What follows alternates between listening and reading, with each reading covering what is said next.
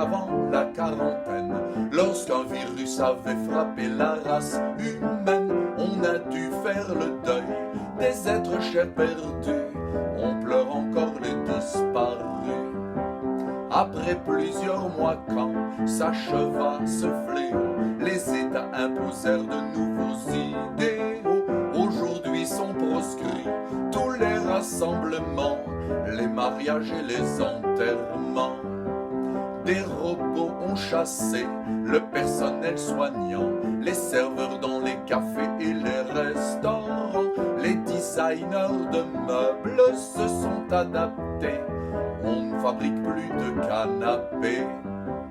Il est désormais interdit de s'embrasser, seule exception faite pour les gens mariés.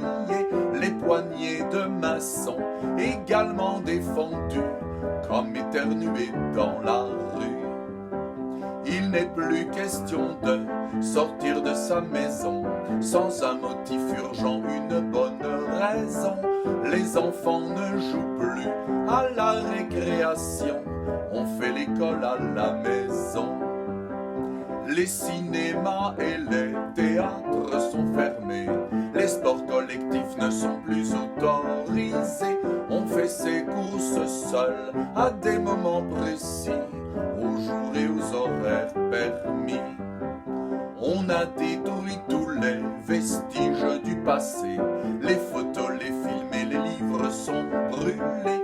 On se méfie de tout et de tous aujourd'hui, comme si rôdait la maladie.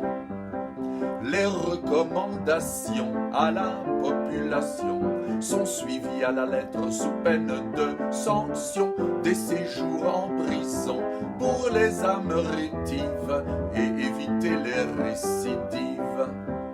J'étais loin plongé dans mes élucubrations, hésitant entre la folie et la raison, quand je fus bousculé, tiré de mon sommeil par la sonnerie de mon réveil.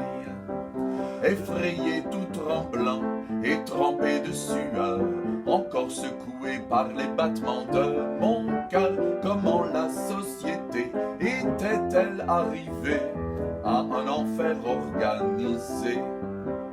Ne plus jamais connaître telle déconfiture, est-on en droit de l'espérer pour le futur? Qu'un État soit capable de sages décisions n'est rien d'une hallucination, n'est rien d'une hallucination.